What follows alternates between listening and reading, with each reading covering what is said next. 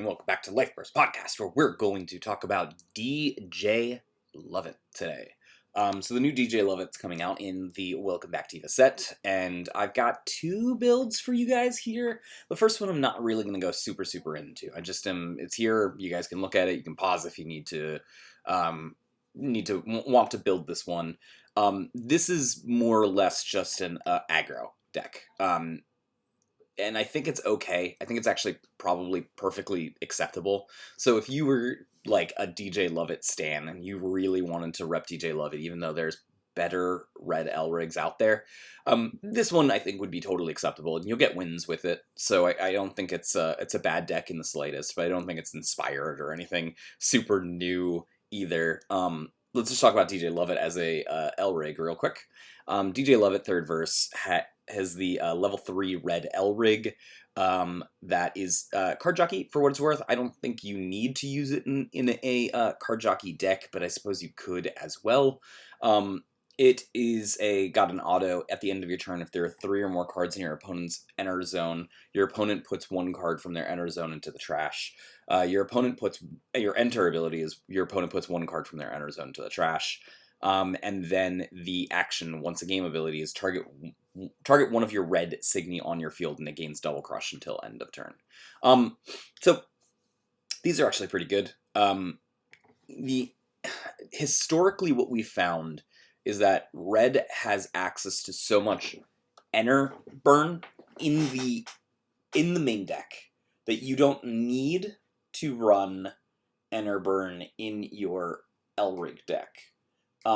Or if you were going to run Ener burn in your Elrig deck, you should probably leave it just as a plan that you're doing in your Elrig deck and not support it too much in your main deck. This has one thing going for it that the other Ener burn stuff doesn't, which is after your turn where it enters and you put something from their Ener into their trash, right? The Ener burn happens at the end of turn.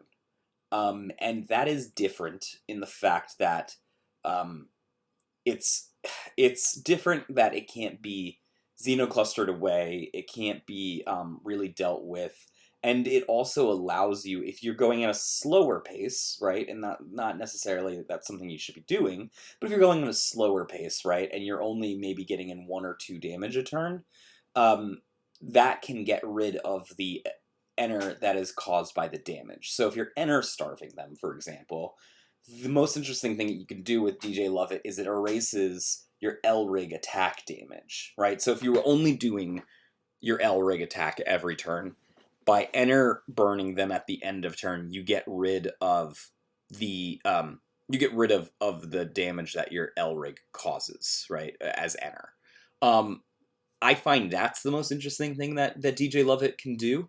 The question is that strategy good? And I think maybe not, but I'm just saying it is a thing that it can do. It also gains one of your red Signy on your field gains double crush. So this will either lean itself towards more of an aggressive strategy, where that type of thing is really good, or it can lean itself towards a more non-aggressive strategy where you're only pinging in a couple damage. You're not really focusing on opening a ton of lanes, and instead you open 1 or 2 lanes, right? And then the double crush becomes more valuable during that type of thing.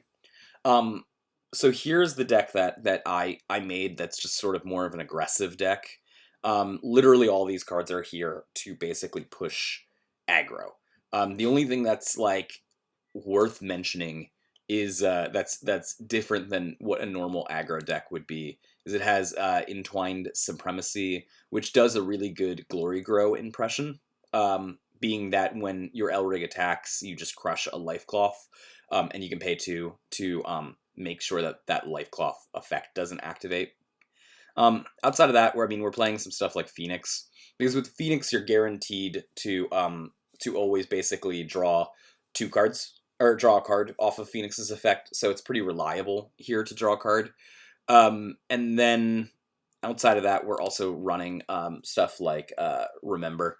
The new Remember here is really good. If the opponent doesn't have Ener to pay for the guard costs, or can't pay for their action costs, then it just ends up being very, very good in those scenarios. So that's worth mentioning, that I wanted to use basically those 3 cards specifically in this type of deck for the aggressive version. But the non-aggressive version, I think, is more interesting to me.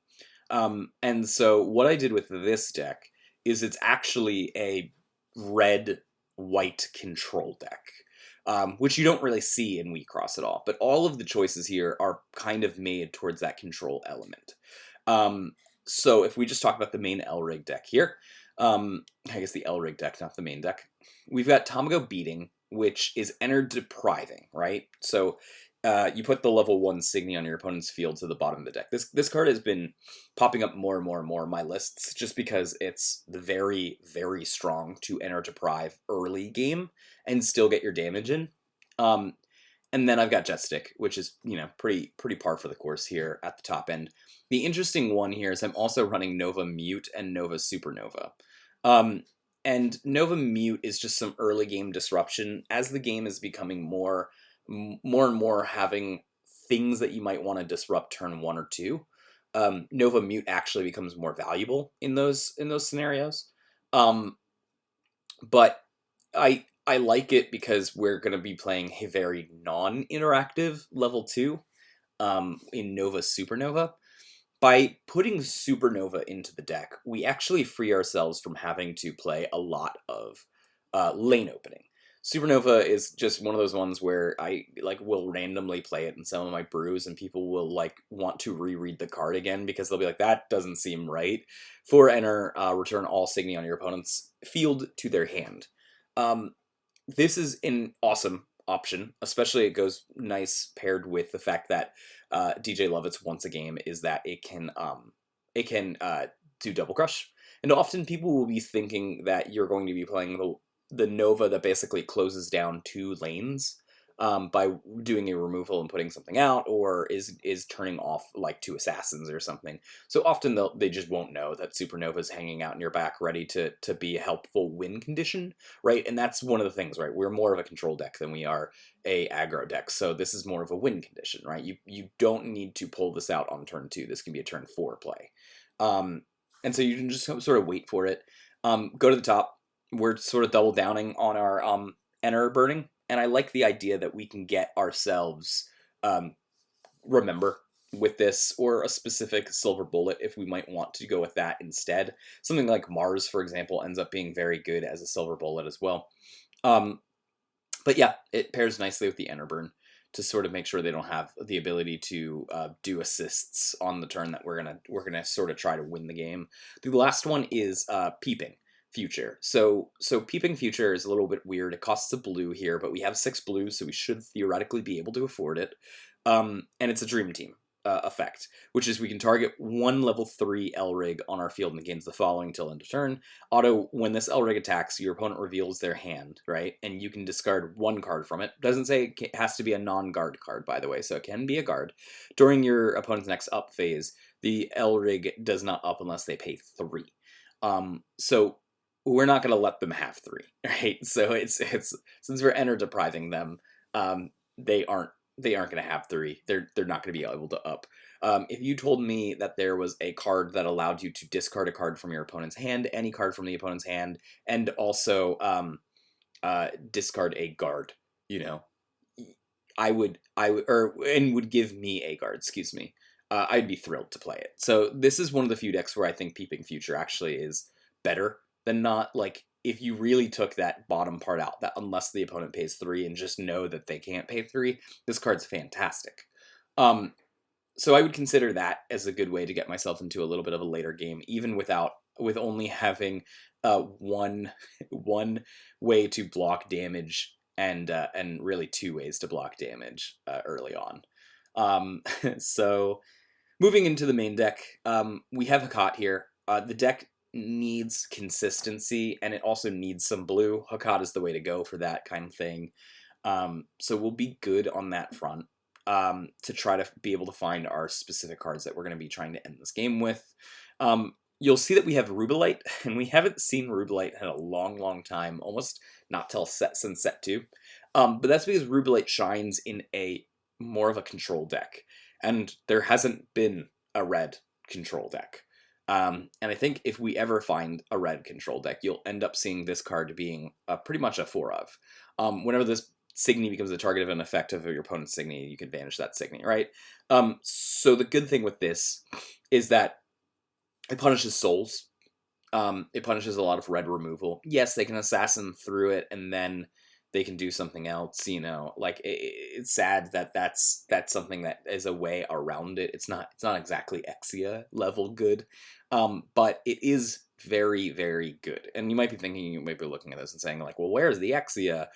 You could probably replace the pen lights with Exia if you want. I decided not to, but you could replace them with Exia, and it would be probably perfectly fine here.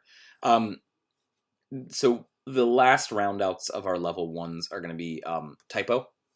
I would have rathered another way to have a buff level 1, and there's some ways to do it in red, but they don't have life burst, and I was needing to fill out my life burst slots, so I think Typo is a pretty good way to do that. It's pretty solid. It's not too difficult to get yourself a level 1 in your in your Ener zone pretty early on. You don't really have any way to Ener charge it in there, like you want to do with Typo, so you're gonna really need to be trying to mulligan your opening hands to be at least 3 level 1s, and if one of those is Typo, you know, you'll have that. Try to put that level 1 into your early Ener. And the last one is Futase. So Futase is one of the new cards. That is a constant that if you have more cards in your hand than your opponent, it gains Shadow level 2 or less. But its life burst is also really, really fantastic. You can tap target Elrig or Signy. Sorry, target one of Elrig or Signy on the field, and when it attacks this turn, you can disable that unless they discard 3 cards from their hand. Generally speaking, you actually do have a pretty solid draw deck here with the Tamago Jet Stick, allowing you to basically instant speed draw some stuff, as well as go to the top, giving you a card. But what really is going to happen is your opponents are going to need to, because you're going to Ener deprive them so much, they're going to end up spending their cards from their hand to their Ener more than they normally would, which may mean that you have more cards in hand than them. This is one of those ones that's like, maybe this isn't the greatest in the world. Maybe you can get rid of 2 typos, add in, or get rid of these and then add in some Zhao Yuns or something instead. You know, like there's ways around this, but I thought it was a pretty good slot here. Our level 2 slot is pretty much primarily taken care of by Morax. This deck will make Morax super consistent. You've got enough Ener burn in this deck that you are always going to basically be able to do that Ener charge 1. Ener charge 1 actually pretty valuable here, since we do have some Ener costs that we want to pay for. And its life burst is really fantastic in the deck. Vanish target Signy on your opponent's field unless they pay 2. They won't have 2 to pay, so it'll be great. Then our level 2 also has Lancelot. Again, Lancelot just being a solid card. Always a solid card, able to get rid of a lot of these utility Signy, and then open up the land and walk straight through. So we love that. And our top end, we've got 2 Mars, 1 Nobunaga. So the Mars gets access to Assassin, which is something we could be interested in, but it also Ener deprives, which is something we are interested in. Nobunaga gets Double Crush and has a Vanish on effect ability, which is always very good. And both of these cards can get found by Go to the Top, which is why we've got like less than 4 copies of a lot of these cards. Phoenix also, again, draws you extra cards, so you'll have more cards than your opponent, while also Ener burning your opponent as well. And then the last one is going to be, of course, the Remember being just a super solid card. This is one of those decks where actually all of the abilities are useful. The ability to tax their guards is useful. The ability to power up and is useful. The ability to tax their actions is useful, and actually the ability to look at the top card of your life cloth and Ener deprive them by not attacking is also useful in this deck. And the last slot goes to 4 copies of Eternal Influence. We just need a little bit more lane opening, especially on our turn 4 or turn 5 where we're looking to win with this deck. So this is sort of a controlling deck. It's maybe more aggressive, but I mean that's just red white for you. It's always going to be slightly aggressive. So it's less controlling in the term that I think a lot of people think control means. It's more it puts up a very awkward board positioning for the opponent to deal with, and then wins sort of based on that type of thing. And that's what I think you should be doing for DJ Lovit's deck. You could, again, run the aggressive deck if you wanted to just do something simple and have it work. The aggressive version absolutely will work. If you wanted something a little bit more interesting and something that you can tune yourself, I think this is a great jumping off point. I nowhere near think that this is the best version that exists. I think there's a lot of tuning that needs to be done for this, but it's totally an option.